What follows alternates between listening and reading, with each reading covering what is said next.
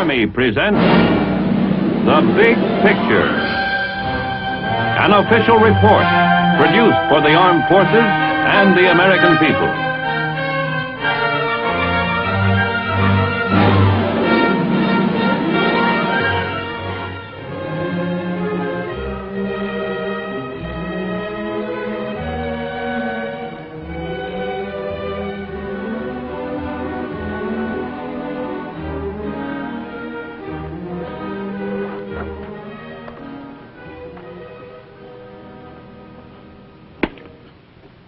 One of the finest tributes to the military stature of any country may be indicated by the number and variety of published works on its military history, books reflecting the entire spectrum of opinion on the experience, achievements, and merits of wars fought.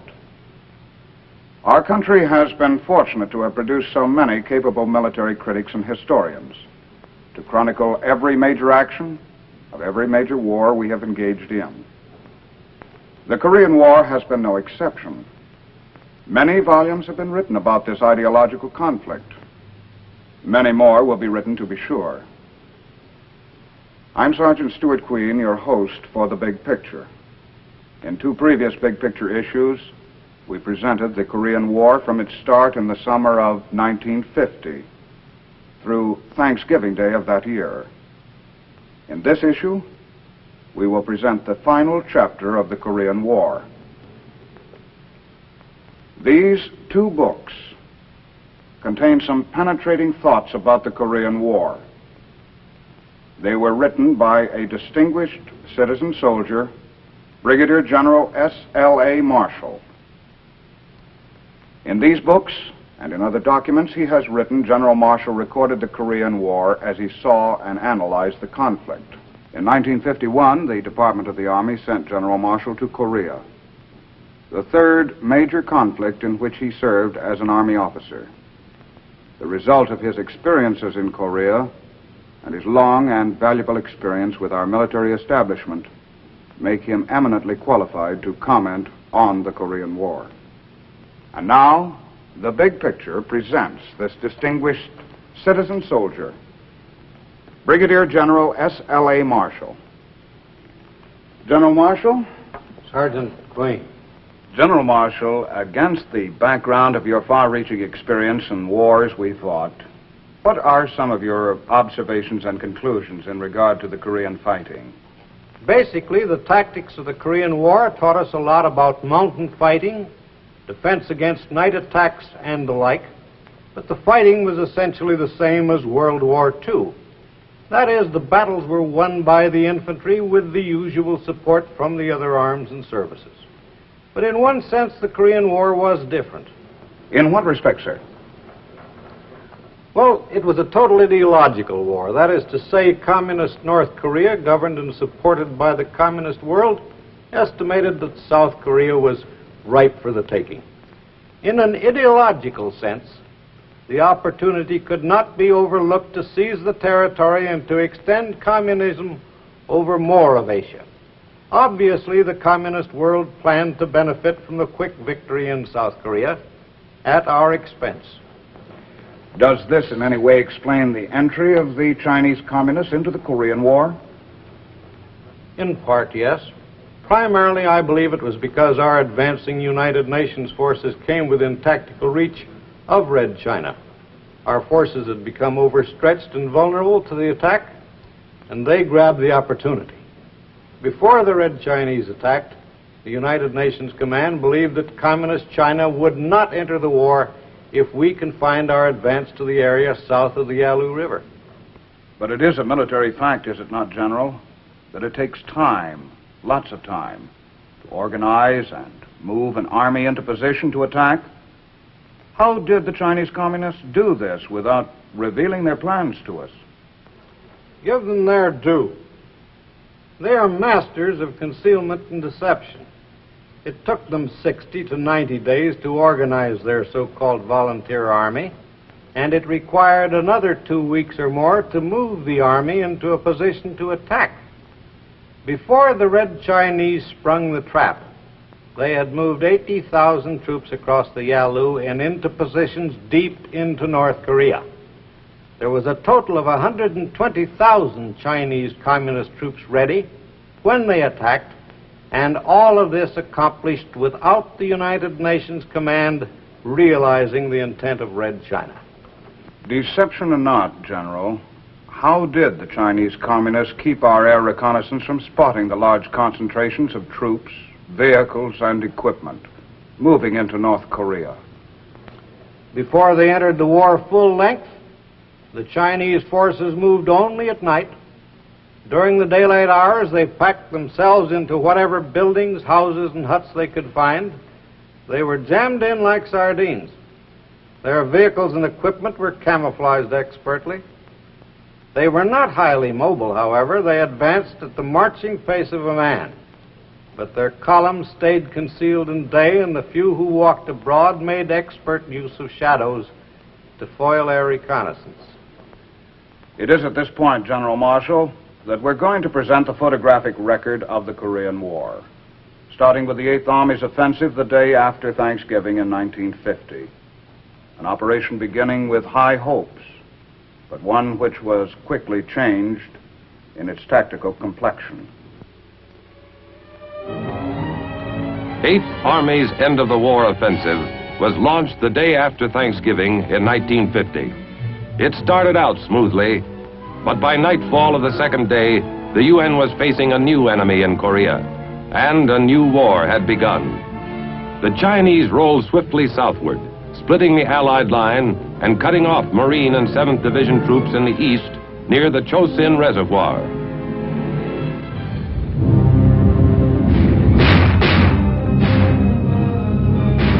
We took turns sleeping in the daytime. It was too cold at night. I heard later we lost more people from freezing than from enemy action. Even the mortar rounds froze through the casings.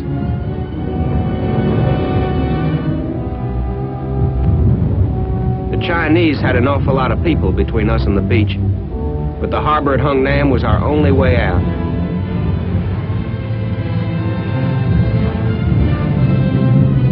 All our resupply came by air. Without that, we never could have made it. Same goes for the close air support we got from the Marine Air Wing and the Air Force.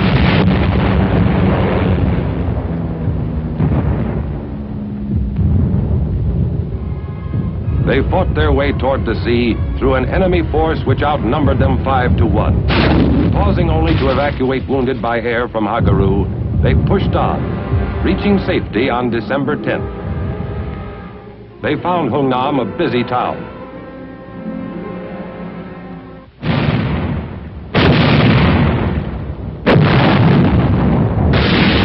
Within the harbor's perimeter, heavy weapons worked around the clock, throwing up a curtain of fire through which the enemy divisions dared not pass. Behind the guns, a near miracle of planning, organization, and teamwork was taking place. A massive amphibious landing in reverse.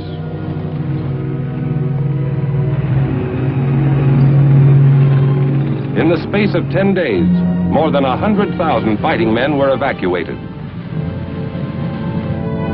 North Koreans by the tens of thousands flocked to the dock area to plead for evacuation. From this one area, more than 90,000 North Koreans deserted their homes rather than return to the life they had experienced under communism. We were the last to leave. When we were gone, the harbor would be too. We set blocks of TNT and laced hoses filled with jellied explosive all along the waterfront.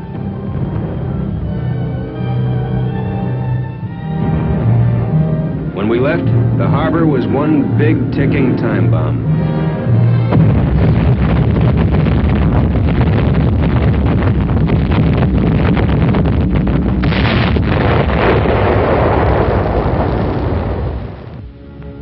The evacuation convoy steamed southward toward the free ports of Pusan and Pohang. Their troops would reland, regroup, and move back to engage the enemy.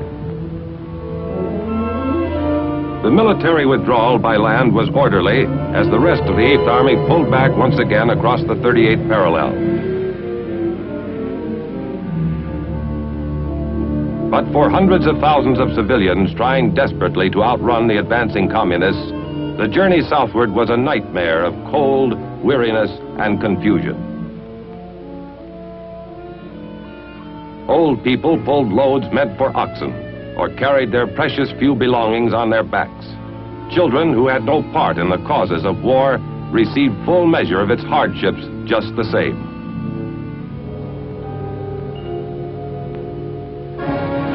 On December 27th, General Ridgway arrived to replace General Walker, killed in a tragic jeep accident.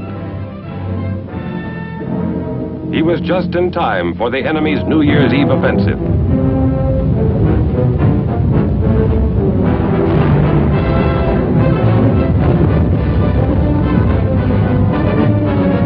Once again, UN troops pulled out of Seoul, blowing the Han River bridges behind them.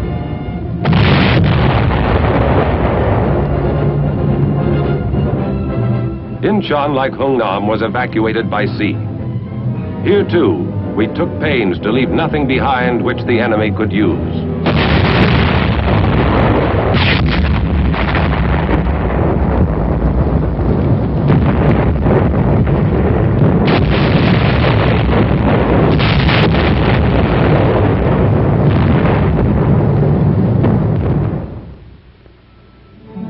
In the south, the troops which had been taken off the beach at Hungnam were regrouped, and despite bitter weather, took advantage of a welcome opportunity to catch up with themselves.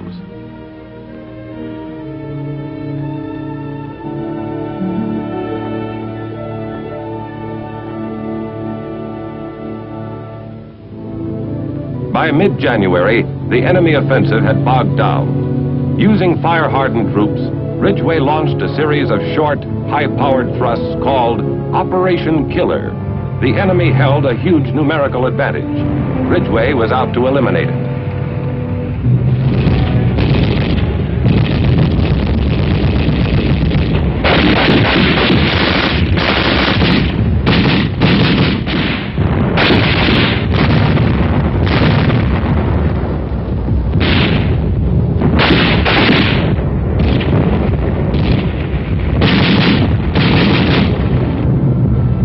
Assault units moved up, expecting to meet great strength.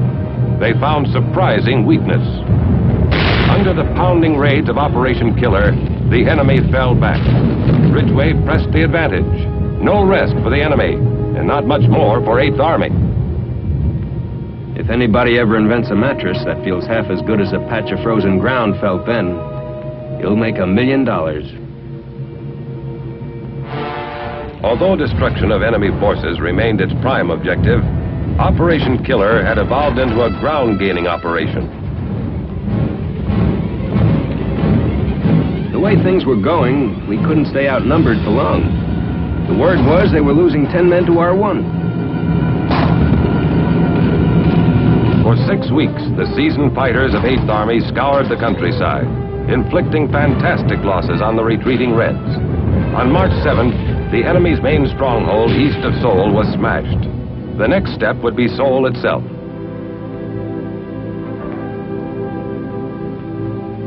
On March 15th, Korean troops entered the city. They found a few old people and children. The communists had fled. Across the full width of the peninsula, the enemy was retreating. Figure this one out. We're chasing them, and they're leaving surrender posters behind for us. In April, General James Van Fleet arrived to take over the 8th Army. A canny tactician, he replaced General Ridgway, who had been appointed Supreme Commander when General MacArthur returned to the United States. Within a week of Big Jim's arrival, he was fighting off the Communist Spring Offensive.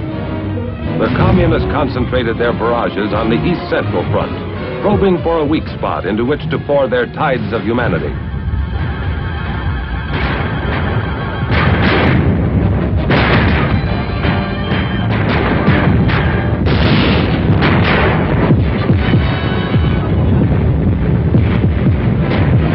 All available UN forces were needed to slow the enemy's human wave tactics.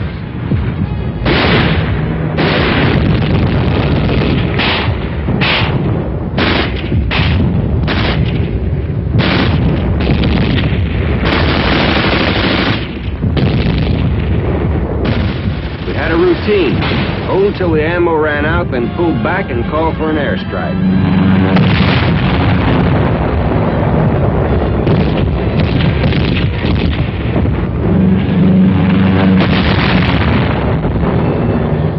When foul weather grounded the Air Force, units north of Seoul were forced back across the Imjin River.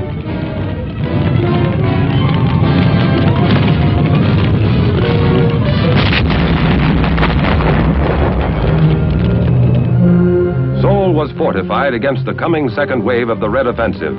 Van Fleet was determined not to lose the capital city again. Whoever said the worst part about war is the waiting was right. Still, we didn't have to wait long.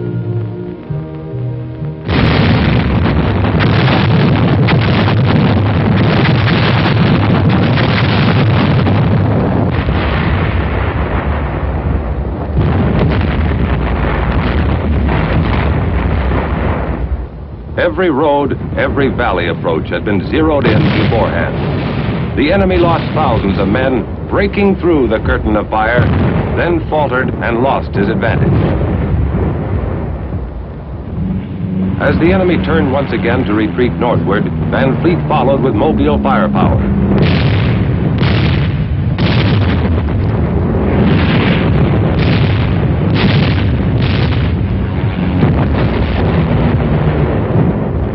By June 2nd, we had recrossed the parallel. The enemy had spent 200,000 men, a third of his entire force, and gained nothing but the knowledge that numbers were not enough. Operation Killer continued without let-up.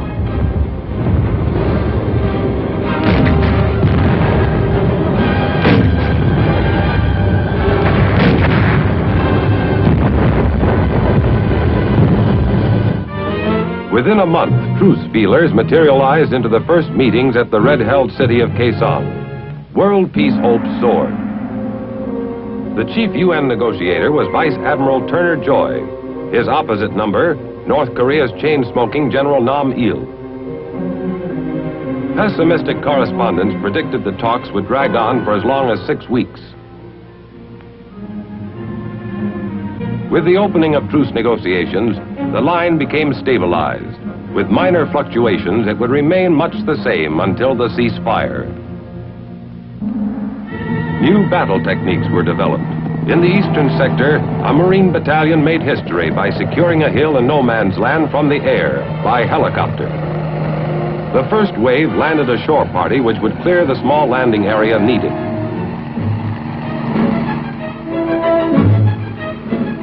In a matter of minutes, the first copter load of aerial cavalry was arriving, fully equipped, fresh, ready for action.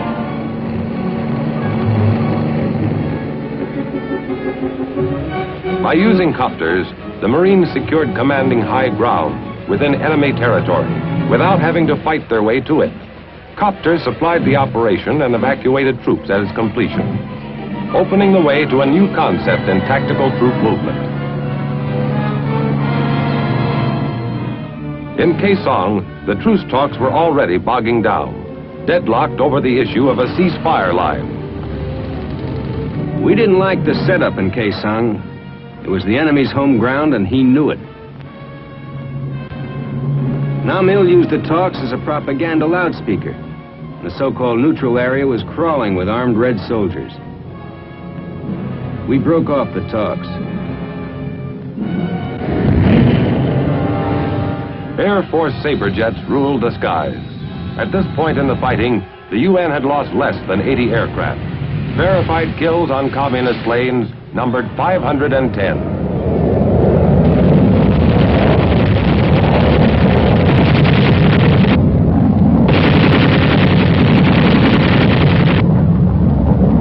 On the sea, as in the air, United Nations firepower went virtually unchallenged.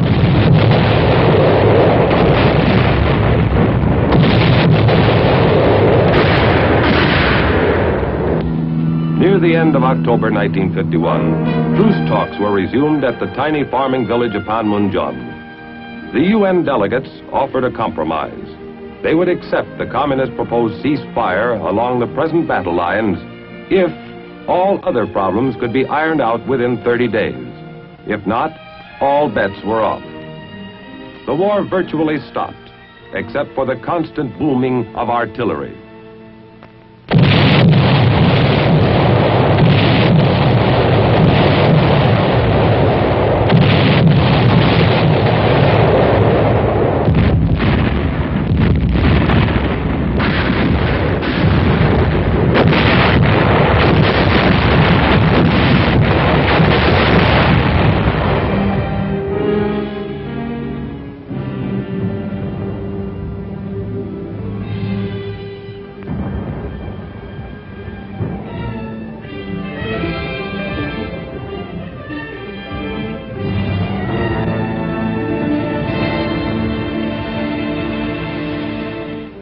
Winter came, the deadline was passed, the war was on again. The deadlock issue now was the right of prisoners to free choice in the matter of repatriation. Both sides were adamant. Meantime, across the breadth of Korea were fought the bloody hill battles, names not difficult nor pleasant to remember.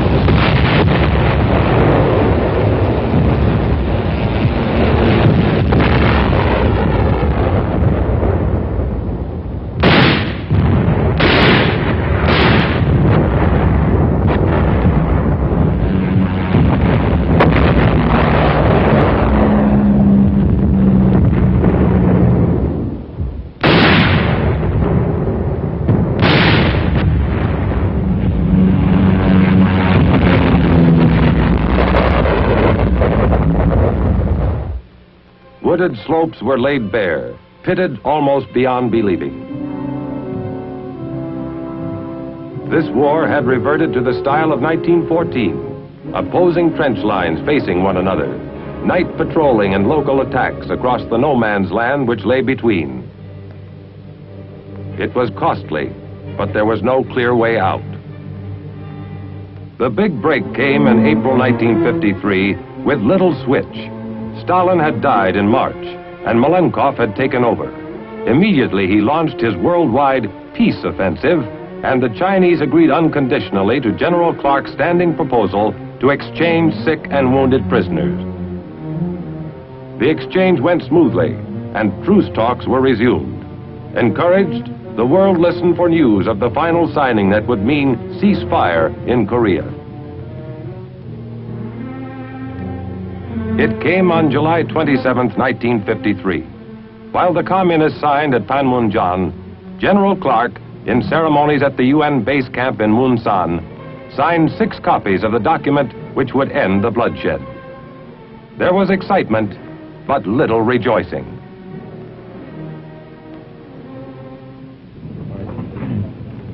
We have stopped the shooting.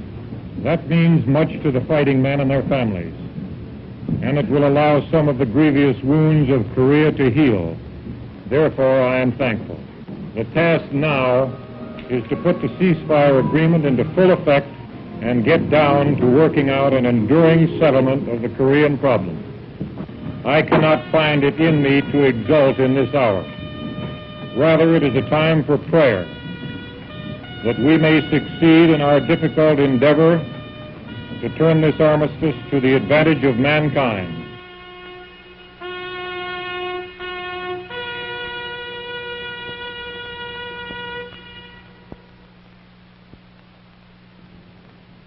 Yes, the free world was happy to see the truce concluded, and the need ended for more white crosses in those faraway military cemeteries in Korea. General Marshal, few of us possess your extensive background from which to draw when evaluating military affairs. In the light of your experience, would you tell us some of your thoughts and conclusions with regard to our country's participation in the Korean War? One of the most unusual is what might be called our psychological experience. The long truce negotiations, the seemingly interminable haggling by the communists. These things could have been foreseen by us. Red China's leader, Mao Zedong, published in 1945 his outline of communist doctrine. In it, Mao stated clearly that if he ever had to negotiate with a capitalist country, he would use the same delaying and demoralizing tactics used by Trotsky for Lenin at Brest-Litovsk in 1917 and 18, when the Bolsheviks were negotiating with the Germans for an armistice. Now, these same techniques were used by the Chinese communists in Korea. The negotiating table was employed as another battlefield to demoralize us. General, were there any other aspects of our psychological experience in Korea? Well, indeed there were. The American troops were the best fighting men the United States has ever delivered to a battlefield. And they fought better than any troops before them. But they had no training in the ideological aspects of war. And so when American troops were captured, they were not prepared for the psychological warfare techniques of communist prison camps. We now know that they don't observe a civilized code and will resort to anything to break a prisoner of war. As a result of this experience, we have taken positive steps to correct this area of training the American soldier. The relatively new code of conduct for the armed forces is one of the results, is it not, General? Yes, a direct result of the Korean War. And we all know how important that code is today. And now, General, what are some of your other conclusions with regard to the war in Korea? One other point.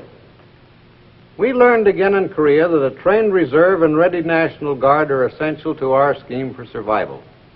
I saw hundreds of reservists flown in and fitted into broken units. In the great emergency of the 1950-51 winter, these citizen soldiers had been suddenly lifted from their homes, but they kept their chins up. They fought bravely. The 8th Army couldn't have rebounded otherwise. At one time in Korea, our forces were about 50% reserve and National Guard. There's a great payoff in these civilian component programs. And why not? Men fight well because they're Americans. And of course, the harder the training, the better the product. On behalf of all of us associated with the Big Picture television series, we thank you, Brigadier General S.L.A. Marshall, for your noteworthy comments on the Korean War and your timely recognition of the continuing importance of the Reserve and National Guard programs, which are today an important segment of our military establishment. Now, this is Sergeant Stuart Queen, your host for The Big Picture. The Big Picture is an official report for the armed forces and the American people. Produced by the Army Pictorial Center.